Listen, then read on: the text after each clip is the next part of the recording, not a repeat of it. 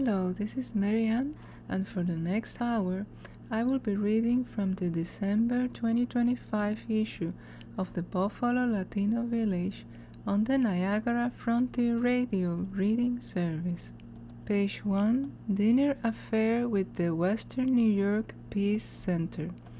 While the world grapples with violence, racism, and conflict erupting across continents, here in Buffalo, one organization continues to reach out with a message of peace, harmony, and hope. At a time when despair feels global, the Western New York Peace Center offered a spiritual and civic reminder that justice begins at home.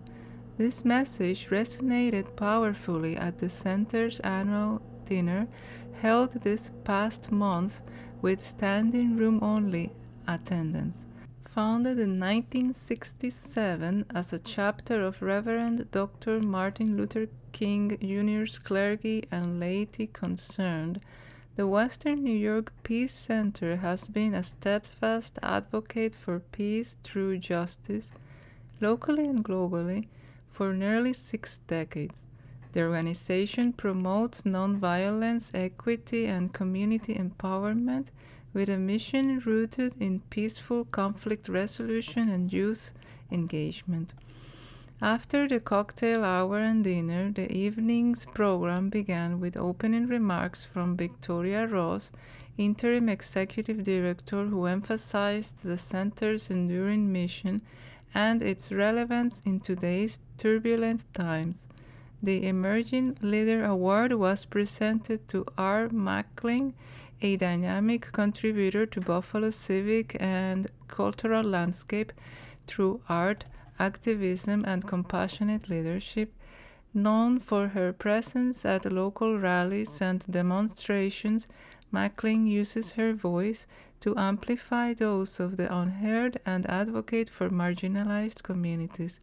Her message was heartfelt and warmly received. The centerpiece of the evening was a panel discussion titled Defending Democracy. The panel featured Craig Mulkiver, Franchelle Parker, Dr. Shannon Seneca, Dr. Shyam Sriram. A powerful, eloquent, and inspiring panel will be shared on the WNY Peace Center's YouTube channel soon. This was a summary of the article. Second article, qualification versus endorsement. In Buffalo, it's not what you know, it's who you know. In Buffalo, if you don't pay, you don't play. At the Buffalo Latino Village, we hear the voices of our community every day. Workers, families, elders, and young people who love this city but are tired of seeing politics move in the wrong direction. Buffalo is a blue-collar town built by people who work hard, play fair, and look out for their neighbors. These are the people who deserve better from their political leaders. For far too long, our local politics have been stuck in the same cycle. The same insiders, the same games, the same leaders, more focused on climbing the political ladder than lifting the communities they are meant to serve. Meanwhile, real issues, good jobs, safe neighborhoods, strong schools, and honest representation continue to be pushed aside. This must change. We need leadership rooted in integrity, transparency, and accountability. We need to end the backroom endorsements and insider deals that shut out everyday voices.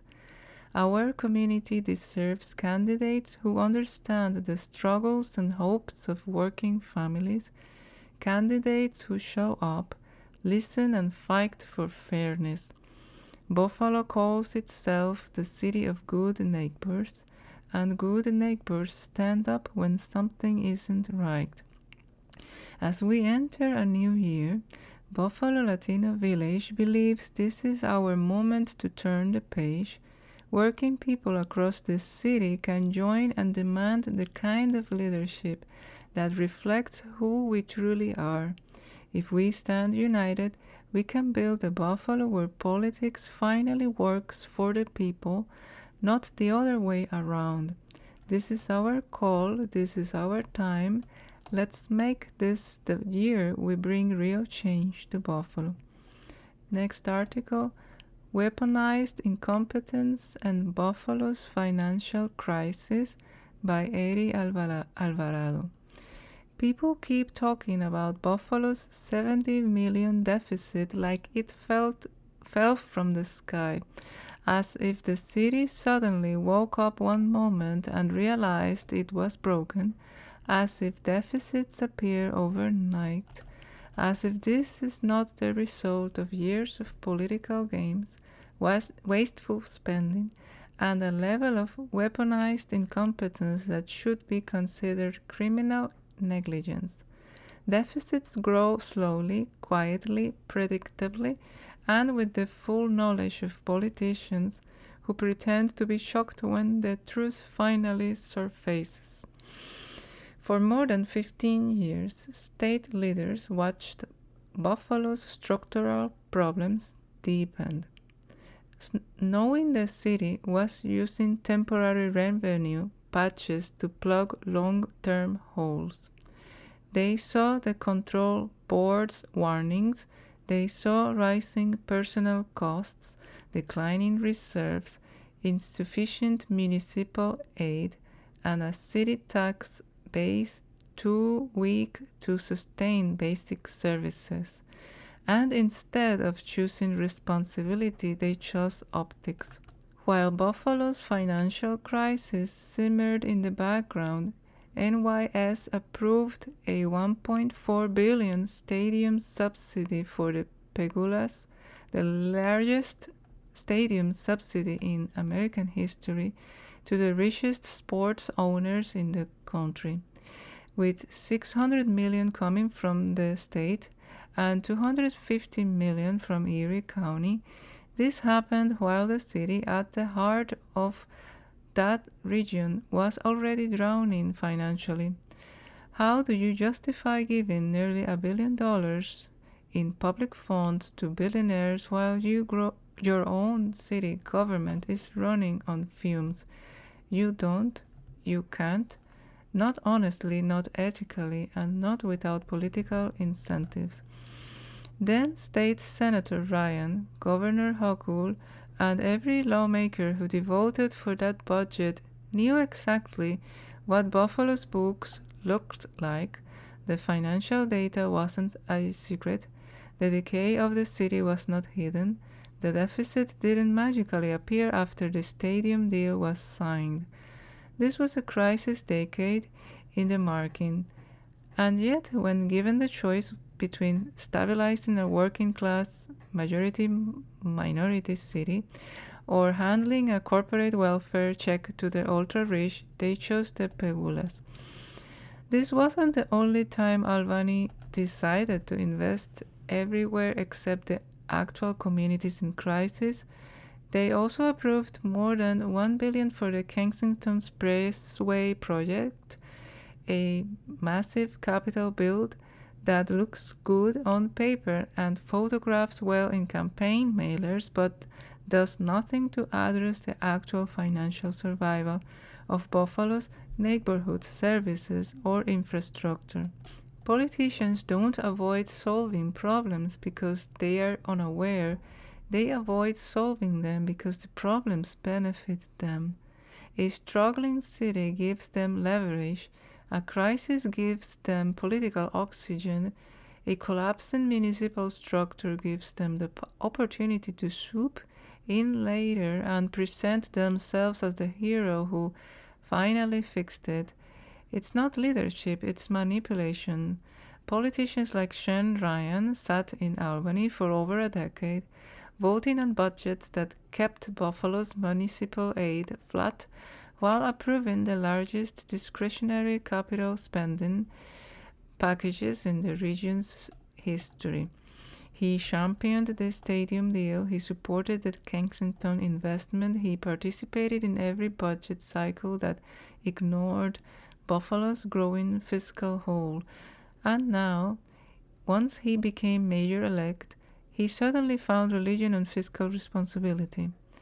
Now he is in Albany to warn them that the city is in dire straits, that the crisis has been brewing for 20 years. Now, he says, the city needs emergency intervention. Where was that urgency before he decided to run the city? That kind of leadership isn't accidental incompetence, it is strategic negligence. A pattern from the playbook and a method of governing where the public is kept struggling, uninformed, and grateful for whatever crumbs they receive. This is what people mean when they talk about wasteful spending and weaponized incompetence. It is how politicians choose optics over obligation and why our communities stay poor while corporations stay rich. Until people confront the hypocrisy of leaders who knew the crisis was coming and helped fuel it anyway, nothing will change. Not the deficit, not the services, not the neighborhoods, not the political games. Our city deserved better than this, our people deserved better than this, yet we will continue finger-pointing and being used as political pawns for those stunted by their thirst for unhinged power. This was a summary of the article. Next article, open letter to Shane Ryan, Mayor-elect, City of Buffalo. The November 4th elections are over. Shane Ryan is in. We noticed he received strong support from the Puerto Rican and Latino community, even though he spent very little time engaging directly with the people. I have one question for the Mayor-elect Shane Ryan. How many members from the Puerto Rican and Dominican communities do you plan to include on our transition team? Hopefully more than just one or two token Hispanics. There is a wealth of Latino talent in Buffalo that deserves serious consideration. For example, Talia Rodriguez, Beatriz Flores, Eri Alvarado, Alexandre Burgos. These individuals represent fresh voices and platforms that reflect the future of our Latino community.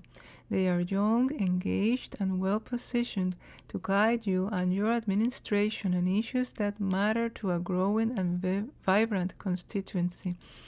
We trust your transition team will not be a return to symbolic appointments that fail to reflect the depth and talent within our community. Page 2. Una invitación de El Batey. El Batey te invita calurosamente a nuestra celebración de Iluminación Navidad el viernes 6 de diciembre a las 4:30 p.m. Una velada llena de alegría, tradición y comunidad. Concierto de música tradicional en directo, deliciosa cena de Navidad, parranda animada con toda la emoción y el poder de un ambiente familiar acogedor. La ubicación es la Iglesia de Renovación, 567 Hertel Avenue. Las entradas ya están disponibles. Tu entrada incluye concierto, cena de Navidad, parranda, ambiente familiar. El link para reservar tu espacio está en la página número 2. Next article, Westsiders elect Talia Rodriguez to school board. We are proud to announce that Talia Rodriguez has won the seat on the Buffalo Public School Board representing the West District, defeating incumbent Jennifer McCotsey in her bid for a fourth term. This victory marks a significant shift in leadership for the district. Another individual elected was Taisha St. Jean Tard. Before taking office as an Erie County legislator, Taisha St. Jean Tard had a diverse professional background, primarily in public service and education.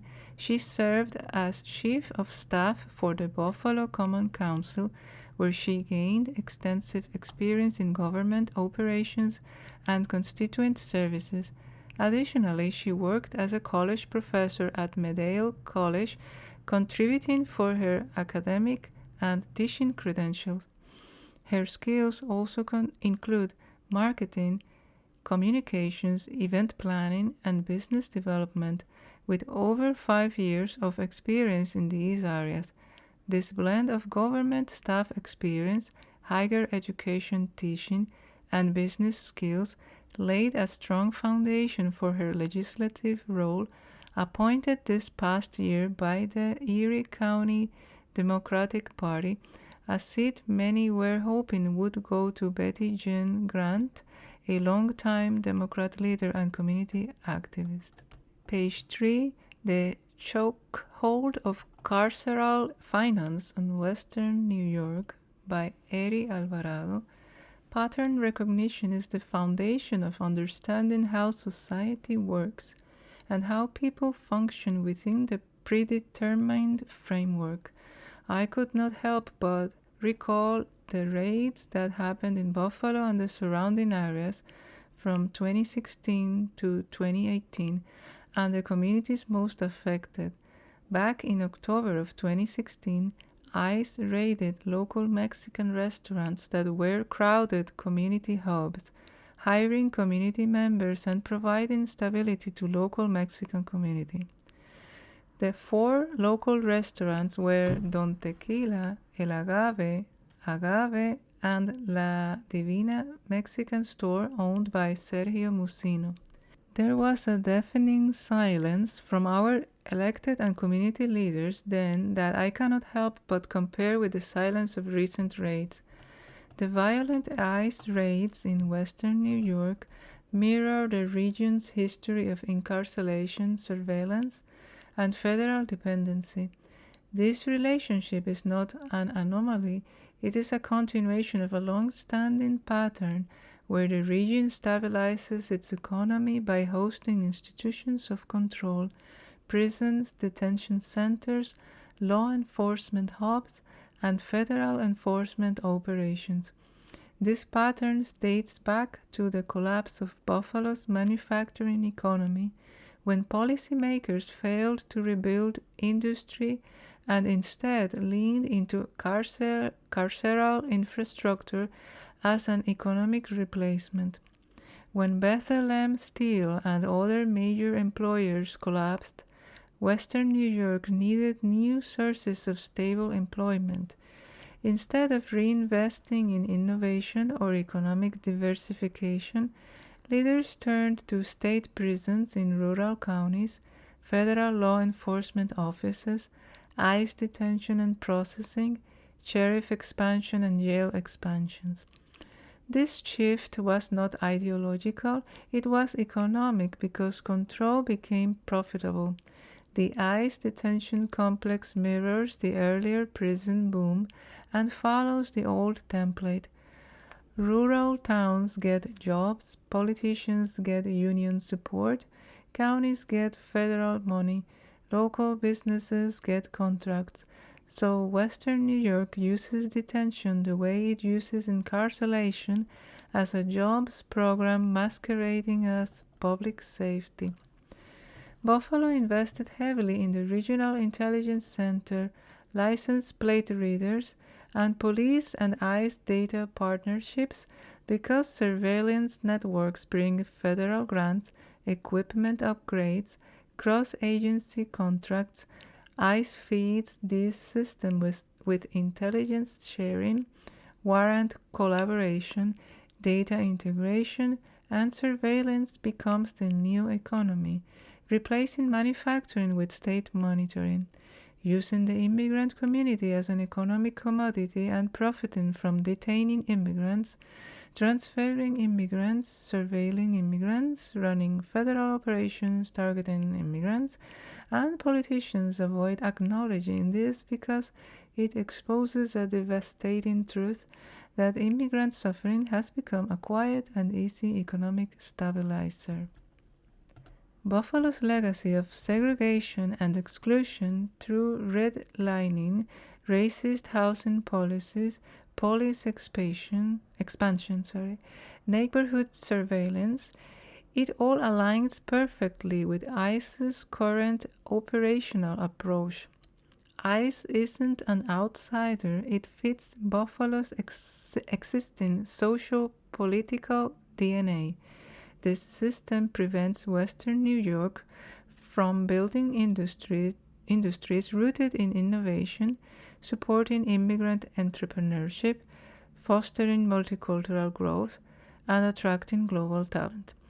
ICE has become the economic crutch politicians use instead of doing real work. Western New York's political economy treats control as currency, has quietly built an entire economy around ICE, an economy that relies on detention, surveillance, and fear. Politicians won't admit it because it exposes their hypocrisy, but the truth that in this region, immigrant suffering has become a business model. Every detained immigrant means federal money, every transfer means overtime, every partnership with ICE means new vehicles, new equipment, new budgets, and when you follow the money, you understand why both parties defend ICE behind closed doors, even the ones who claim to be progressive.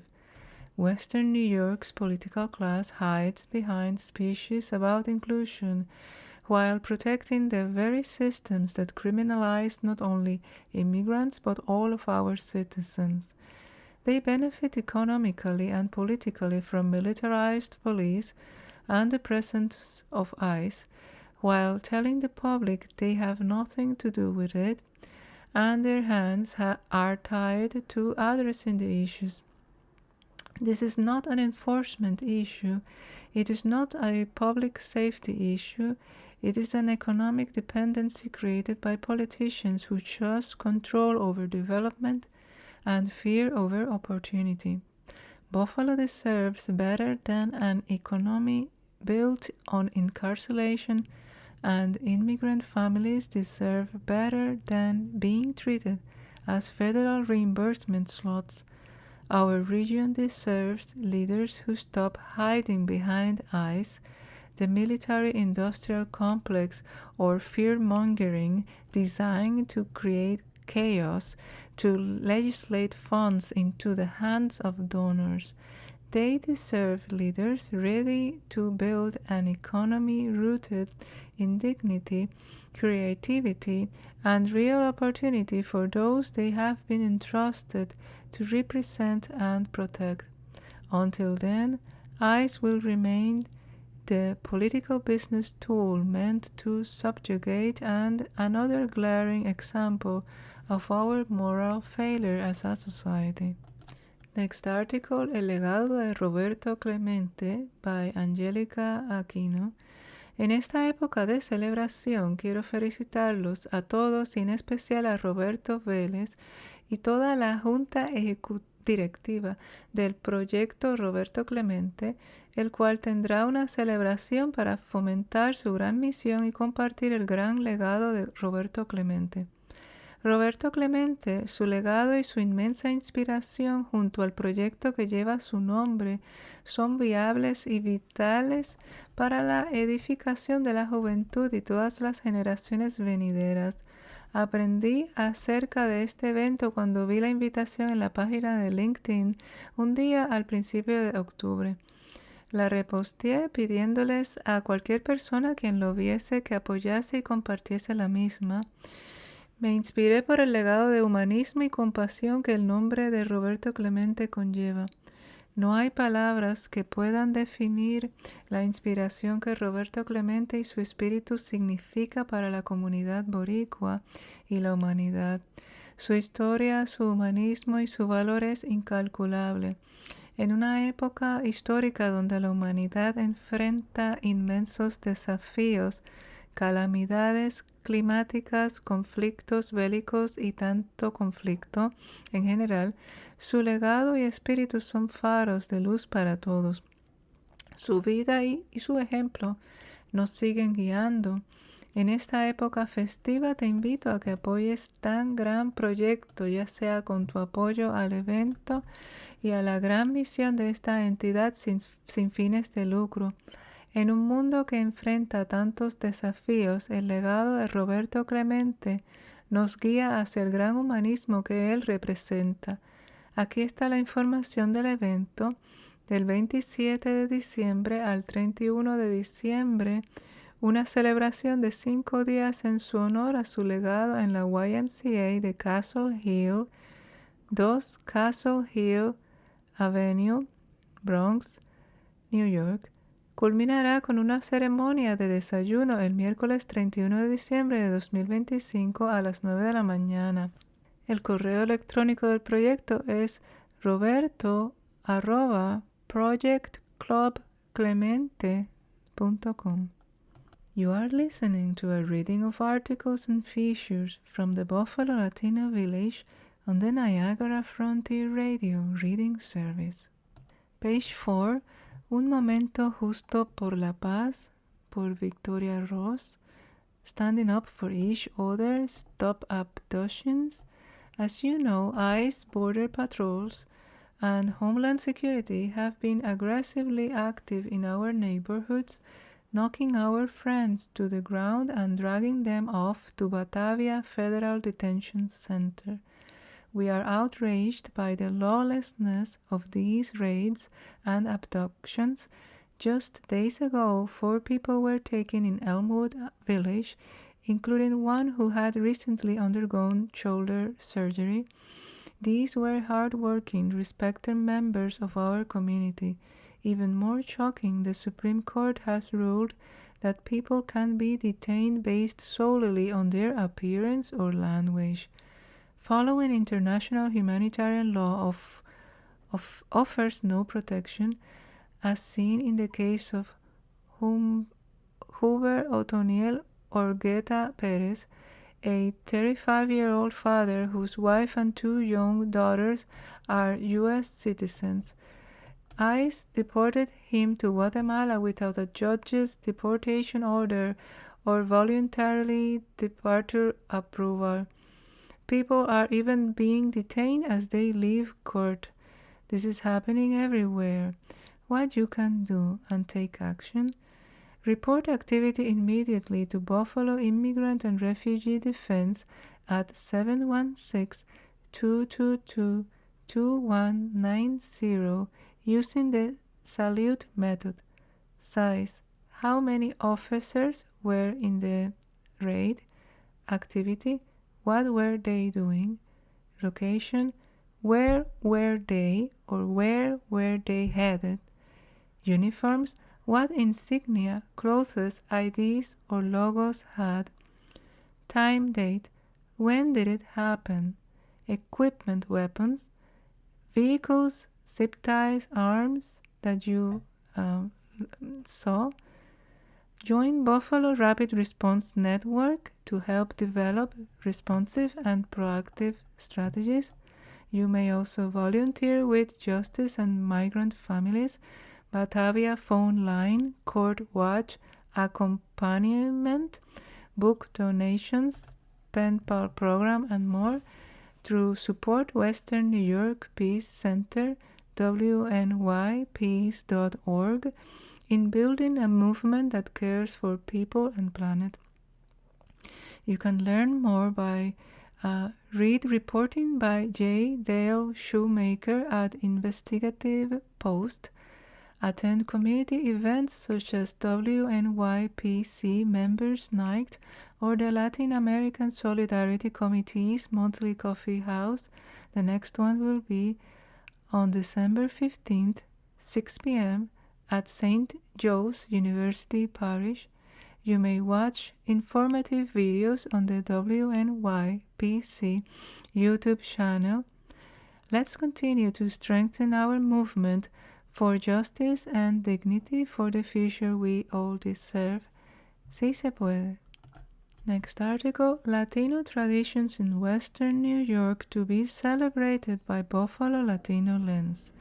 Buffalo Latino Lens is proud to announce the production of a holiday special, a half-hour television episode dedicated to celebrating the rich and diverse Latino holiday traditions across Western New York.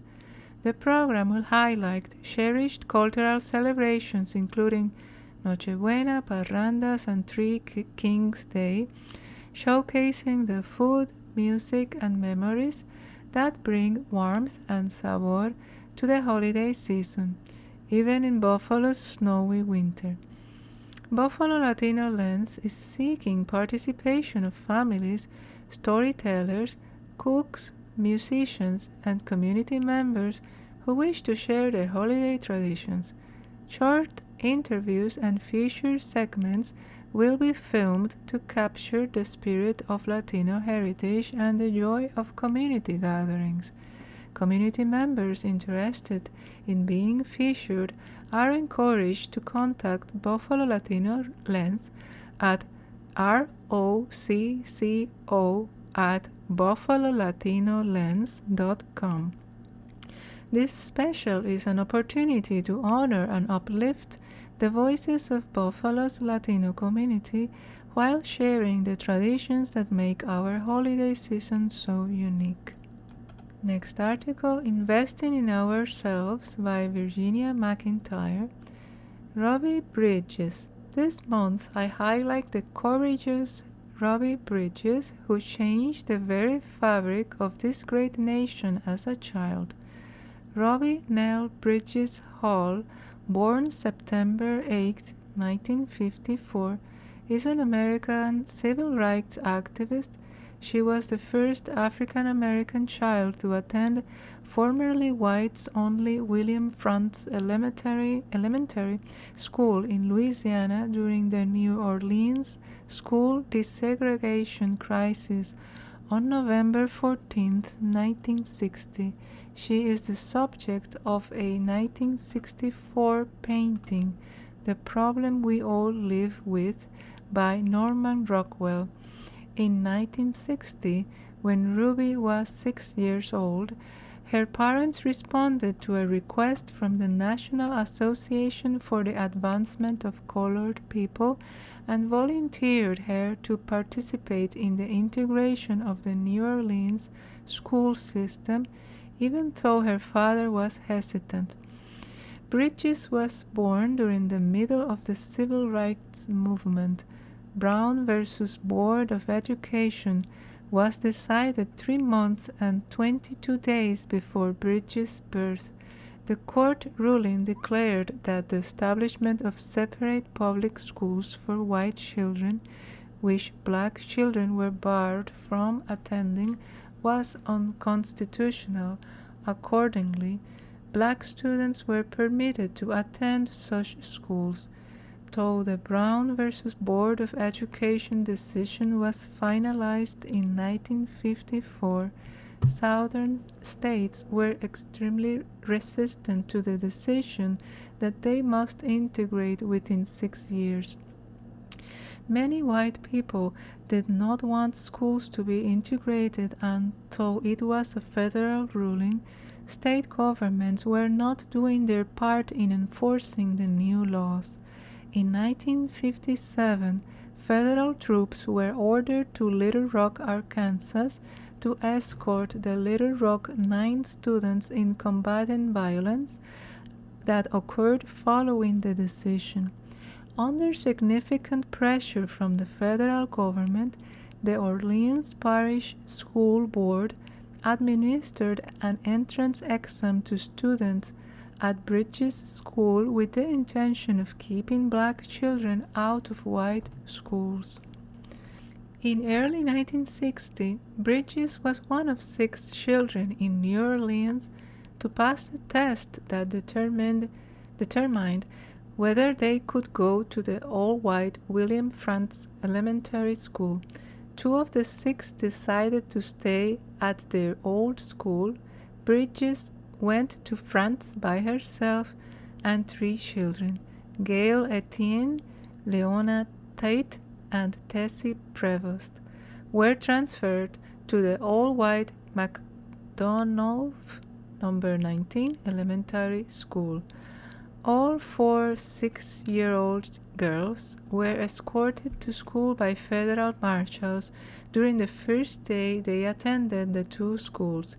In the following days of that year, federal marshals continued to escort them. As of 2004, Bridges, now Ruby Bridges Hall, still lived in New Orleans with her husband, Malcolm Hall, and their 4 sons. She is now chair of the Ruby Bridges Foundation, which she formed in 1999 to promote the values of tolerance, respect, and appreciation of all differences. Describing the mission of the group, she says, "Racism is a grown-up disease and we must stop using our children to spread it." Ruby has received many awards for her civil rights advocacy and work. Page 5, Latina Hair Story by Talia Rodriguez, a future nurse with a lifelong calling. My little cousin Wanda Lee, a proud Puerto Rican and Buffalo native, has carried a plastic stethoscope since she was 4 years old. She never put it down. From a young age, she closely monitored our aunt's health as she managed diabetes and other conditions. What began as childhood play, checking blood sugar and asking questions, grew into an academic interest and a lifelong passion for medicine. She graduated from Health Sciences Charter School, earned her A.S. from Bryant and Stratton College, and is currently enrolled at Trocaire College, pursuing her LPN. She, along with other Latina students learning beside her and those yet to come, are urgently needed in our regional nursing workforce. Their lived experiences, bilingual skills, and emotional intelligence bring depth, empathy, and cultural understanding to patient care. According to the NYS Diversity and Inclusion in Nursing Toolkit 2024, representation remains hard work. In 2015, 5.7% of LPNs in New York State identified as Latino, already 1.8% below the national rate. By 2022, that gap had widened. Only 3.9% of LPNs identified as Latino, 7.6% below the national average. With many nurses nearing retirement and more Latinas than other groups leaving the workforce during COVID-19 to care for families, the gap stands to widen further. Wanda works hard. Like so many nursing students we see passing by with focused expressions, oversized coffee cups, bags full of textbooks, and exam schedules as demanding as the exams themselves. She is a mother to a beautiful baby girl, a co-founder of a health-focused startup with her partner, and a devoted friend. Her determination to bring her passion for health to the hospital floor is unwavering, and she is needed, as are more like her. Nursing offers both urgent need and profound opportunity, but we must remember every nurse is, at their core, a healer, helping move patients, families, and communities closer to the whole health. Many nurses have intersecting interests and entrepreneurial spirit. Wanda is one of them. Follow her tandem journey at A&W Healthy Habits on Facebook. According to labor statistics, the average salary for LPNs is $62,340 per year, with roughly 54,400 openings projected annually over the next decade. Demand for licensed practical and vocational nurses is expected to outpace supply between 2022 and 2037, resulting in a projected shortage of 302,440 full-time LPNs by 2037. That's why every big cup of coffee, every well-worn bag of books carries a destiny worth encouraging and honoring. November is National Diabetes Month. From her early days checking her ounce blood sugar, Wanda and other future nurses will help move us forward and shape the future of medicine.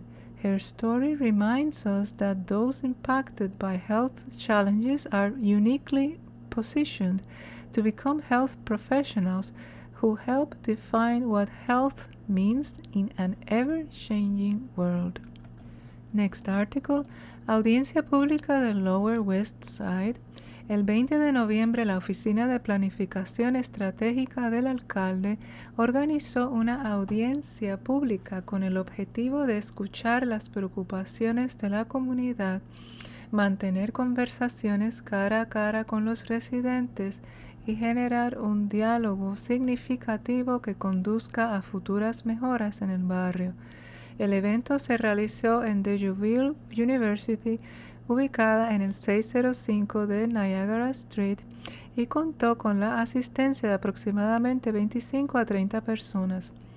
A pesar de celebrarse en el corazón de la comunidad latina del Lower West Side de Buffalo, la participación de esta comunidad fue muy baja. Entre los asistentes destacaron figuras conocidas como Marcelina Rodríguez, de la Liga de Mujeres Hispanas, Charlie Torres, del desfile puertorriqueño hispano, y Enrique Rodríguez, planificador urbano retirado pero aún activo. No asistieron funcionarios electos ni representantes de alto nivel de la ciudad. Sin embargo, el personal de la Oficina de Planificación Estratégica ofreció una presentación en PowerPoint clara y profesional, seguida de una sesión abierta de preguntas y respuestas y una discusión grupal facilitada en la que los participantes identificaron las principales necesidades, fortalezas y debilidades del Lower East Side. Adam Bojack, abogado que ha anunciado su candidatura al asiento del Distrito 149 de la Asamblea Estatal, fue el único asistente que presentó una propuesta concreta para el barrio. Más detalles sobre sus ideas en próximas entregas. Page 6. La importancia del artesano en diciembre, por Dianís Román Rodríguez. Diciembre llega con una magia particular, una mezcla de fe, nostalgia y celebración. En Puerto Rico y en cada rincón donde vive un puertorriqueño, este mes resalta el trabajo esencial del artesano. Sus manos se convierten en guardianas de tradiciones que no se olvidan, especialmente durante la Navidad, cuando el arte se vuelve devoción y la cultura toma forma a través de la madera y el color. Por generaciones, la talla de santos ha sido un pilar de nuestra identidad. Estas figuras talladas no son solo objetos religiosos, son historia, herencia y resistencia, y diciembre es el momento donde el artesano brilla más. Mientras las familias adornan sus hogares, los talladores dan vida a historias navideñas con cada corte y cada línea. Entre todas las figuras de la temporada, ninguna es tan amada como los tres Reyes Magos, Melchor, Gaspar y Baltasar. Antes de llegar a los hogares, antes de las cabalgatas y los rituales familiares, estos reyes nacen primero en la imaginación y en las manos del artesano. Para muchos, un hogar puertorriqueño no está completo sin un juego de reyes tallados, cada uno distinto, cada uno con carácter propio. En la diáspora, donde diciembre trae nieve en vez de brisa cálida, un santo o un rey tallado se convierte en un pedazo de isla. En madera viven los sonidos de una parranda, el olor a pasteles, el eco del cuadro. Es un recordatorio de que la cultura viaja con nosotros. La importancia del artesano en diciembre no está solo en lo que crea, sino en lo que protege. A través de sus piezas mantienen vivas tradiciones que podrían perderse en la rapidez del mundo moderno. Sus obras son memoria, identidad y una prueba de que Puerto Rico vive donde viva un artesano que continúa tallando. Next article is a section with poems. Exodus by Frank Baez. They waited until the houses were emptied out to pick them up and stuff them into their luggage. They took down the clouds, the moon, the stars, the telephone wires with their pigeons, the pots, the birds, and the antennas. They rolled up the landscape of the tropics as if it were a canvas and packed it all up like a circus they could carry to another city, something they could reinflate, lift up, and drive into the dirt of a vacant lot in New York or Barcelona. Next poem. In the Bible, no one appears smoking. But what if God or those who wrote the Bible forgot to include the cigarettes, and in reality, those biblical figures spent the day puffing, just like how in the 50s one could smoke on board airplanes and even on television. And I imagine those glorious Jews raising cigs to their lips and expelling smoke from their nostrils while awaiting visions of or God to speak to them. And I imagine David plucking the harp in a smoke-webbed temple, and Abraham chain-smoking before deciding to kill Isaac, and Maria lighting up before breaking the news to Joseph that she was pregnant. Heck, I even imagine Jesus pulling out a cigarette from behind his ear and scratching a match to take a breather before addressing the masses gathered around him.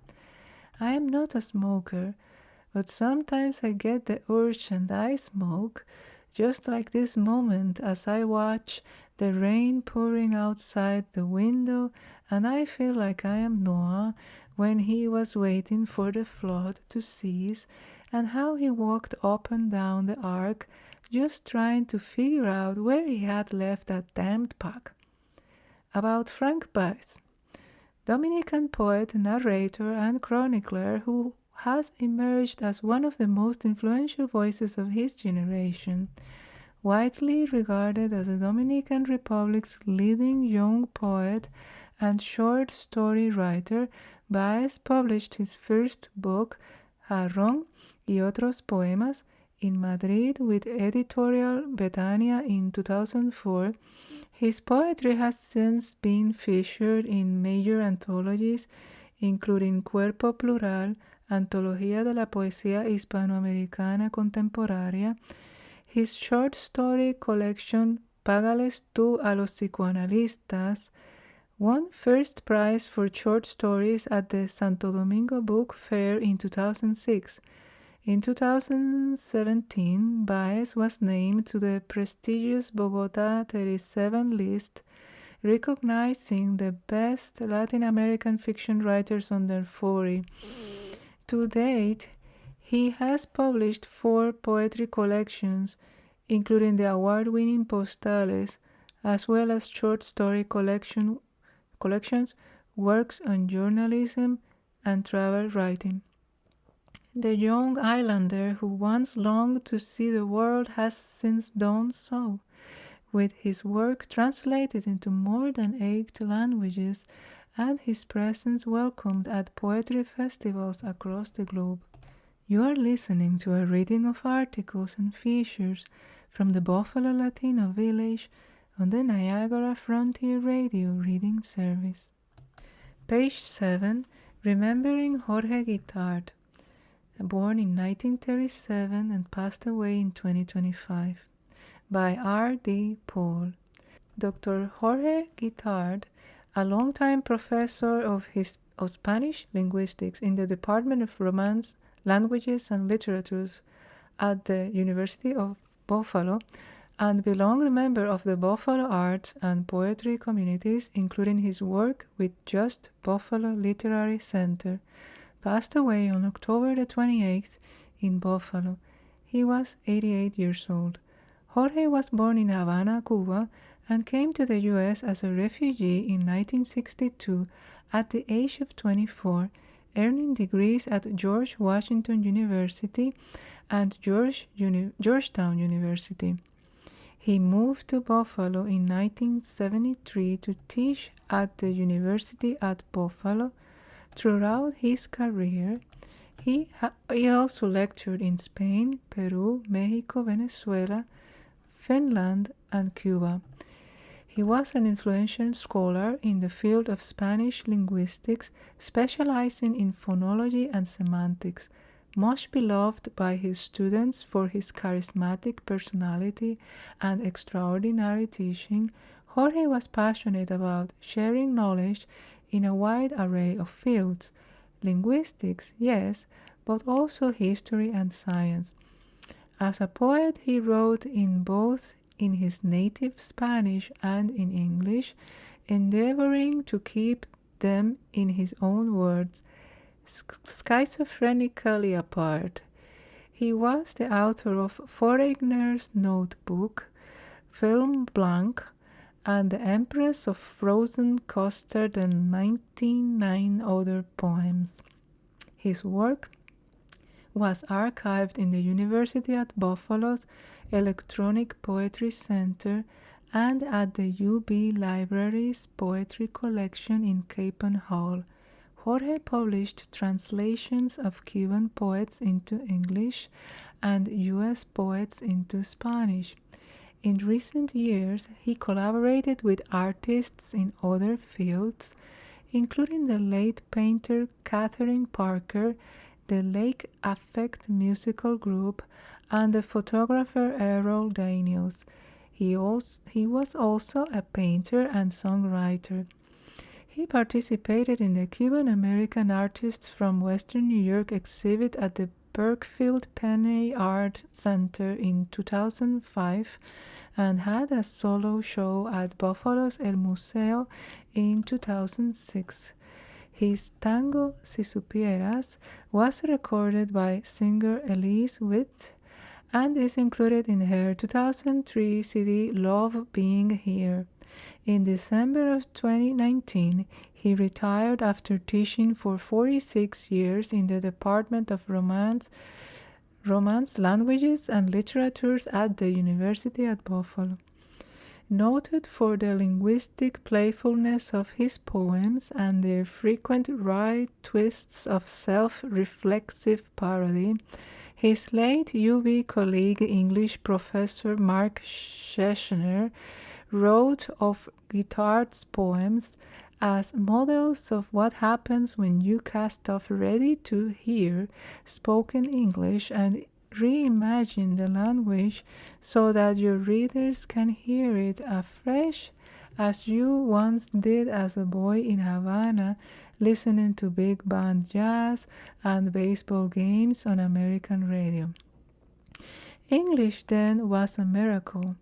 Thus Jorge writes in his poem Ballpark Figures, "Holy polluted mackerels, the sun is kindling its own temporal fire," which is surely the voice of the late Yankee announcer Mel Allen calling the play-by-play of the Big Bang.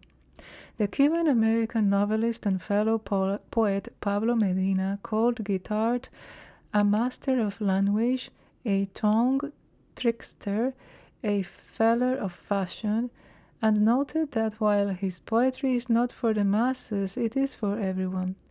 Jorge's survivors include his wife of 55 years, the former Sarah Dickinson, son Nick Guittard, daughter Jenny Guittard, grandchildren Nathaniel and Nicholson Boyd, sister Vilma Robina, and many loving nieces, nephews, and siblings-in-law. A celebration of life will be held later. In lieu of flowers, Jorge's family has requested that mourners write a poem and cast it into the wind or donate to an arts organization. Next article, una invitación navideña de Amapola Arts por la doctora Gliseth C. Morales. Queridos amigos y socios comunitarios, estamos encantados de invitarlos a Nochebuena, una celebración parrandera en Amapola Arts, Una noche llena de alegría navideña puertorriqueña con música, comida y arte, este sábado 13 de diciembre de 2025, de 6 a 9 p.m., en Estudio Amapola Arts, 217 Highland Park en Buffalo. Es gratis y abierto al público. Va a haber parranda en vivo, bocadillos tradicionales puertorriqueños y coquito, mercado navideño con arte inspirado en Puerto Rico y regalos hechos a mano. Opcional, usa tu suéter navideño feo favorito o atuendo festivo. Nos encantaría que nos ayudes a correr la voz. Por favor, comparte esta invitación con tus redes, colegas y miembros de la comunidad que disfrutarían celebrar esta vibrante tradición cultural. Feliz Navidad y bendiciones. Para más información visita www.amapolaarts.com. Page 9. Remembering Our Community Pioneers, Elsie Estrada Pacheco. Elsie Estrada Pacheco was a trailblazing counselor, educator, and fierce advocate for the Latino community in Western New York, best known for her transformative work at the University at Buffalo and her unwavering commitment to social justice. Pacheco's legacy continues to inspire generations. Career and contributions. Senior counselor at the University at Buffalo. For 24 years, Elsie Pacheco served as a senior counselor in the Center for Academic Development Services Equal Opportunity Program at UB, retiring in 1995. She provided academic and personal guidance to underrepresented and first-generation college students, helping them navigate the challenges of higher education and overcoming systematic barriers. Champion for Latina empowerment. Beyond the university, Pacheco was passionate advocate for Latina rights, working tirelessly to amplify the voices of Latina women and promote equity across Buffalo and its surrounding communities. Community leadership and legacy. Rooted in Lackawanna. A proud resident of Lackawanna, New York, Pacheco was deeply involved in her community. She championed access to education, social services, and justice for marginalized populations, always leading with compassion and conviction. Mentor to students. Known for her warmth and wisdom, she served as a trusted advisor to UB's Latino Student Organization, the Puerto Rican Organization for Dignity, Elevation, and Responsibility, offering guidance, encouragement, and a listening ear. Advocate for the incarcerated. Pacheco extended her advocacy to those behind bars, playing a pivotal role in bringing educational and support services to Latino and Black inmates at Attica Correctional Facility, an enduring testament to her belief in rehabilitation and human dignity. Honored leader. Throughout her life, she received numerous awards and certificates recognizing her leadership and service to the Hispanic community. Preserved in history. Elise Pacheco's contributions are enshrined in the Hispanic Heritage History Project, including a dedicated photo album that celebrates her enduring impact on Western New York's Latino history. Her life was one of service, resilience, and advocacy, a legacy that must never be forgotten. She uplifted underrepresented communities through education, justice, and cultural pride, leaving behind a powerful example of what it means to lead with heart and purpose. Page 10. Buffalo Police Officer Patricia Parete, Let Us Not Forget, researched and edited by Alberto O. Capas. Buffalo Police Officer Patricia Patty Parete was critically injured in the line of duty on December 5, 2006, and died from complications related to her injuries in 2013. Though not killed instantly, she endured a long and courageous battle that deeply moved the Buffalo community. The incident. On the evening of December the 5th, 2006, Officer Parete and her partner, Officer Carl Andolina, responded to a fight in progress near West Chippewa Street and Whitney Place on Buffalo's Lower West Side. During the confrontation, 19-year-old Warner Harris Jr. pulled a gun and opened fire. Officer Andolina was wounded but recovered and returned to duty. Officer Parete was shot twice. The second bullet entered through her chin, traveled through her body, and lodged in her spine, leaving her paralyzed from the neck down. Her fight and legacy. Officer Parete spent 9 months in rehabilitation at the Kessler Institute in New Jersey before returning to Buffalo. Despite the severity of her injuries, she remained hopeful and resilient, becoming a symbol of strength and perseverance. The Buffalo community rallied around her, raising over $500,000 to support her care and build a wheelchair-accessible home. She passed away on February 2, 2013, at the age of 48, due to medical complications stemming from her injuries. Honoring her sacrifice, a memorial sign now stands at the corner of Chippewa Street and Whitney Place, marking the site of the tragic incident and honoring her bravery. The New York State Senate passed a resolution recognizing her courage and service. Officer Parete is remembered as a dedicated public servant, a fitness enthusiast, and a beloved member of the Buffalo Police Department. Let us never forget her sacrifice. Si se enfrenta a una investigación de CPS, Servicios de Protección Infantil, llame al 716-846-1181 de lunes a viernes de 8 a.m. a 4 p.m. Page 11 from Melinda Capeles. I live in a body that's constantly adapting to sound, to silence, to misunderstanding. I have no hearing in my left ear and only a certain percentage in my right. That change didn't happen all at once. It came slowly, like a tide that keeps pulling further back each year. The harder part exists in between, not deaf enough, not hearing enough, not Latina enough, not American enough. Too much, too little, too loud, too quiet. And being a woman of color in all this, that's a whole other kind of balance.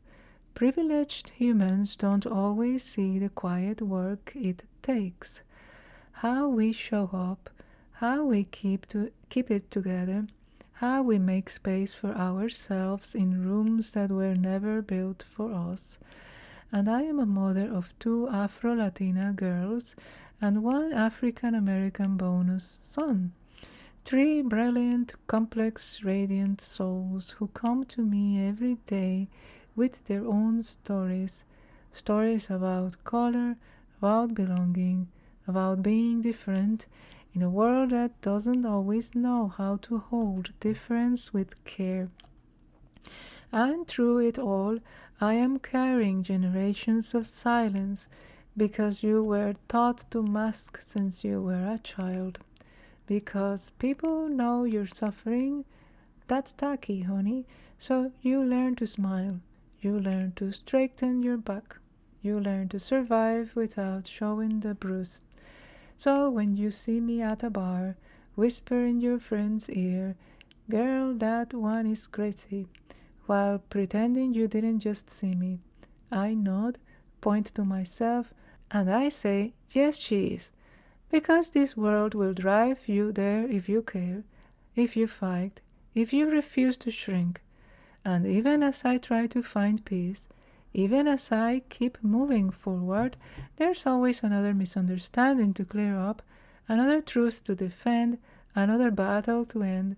I am tired, but I am still here, still learning, still evolving. I just have to hope that taking each moment as it comes, surrounding myself with human beings from different eras, cultures, religions, and experiences, and simply existing in spaces that were never meant for us is enough.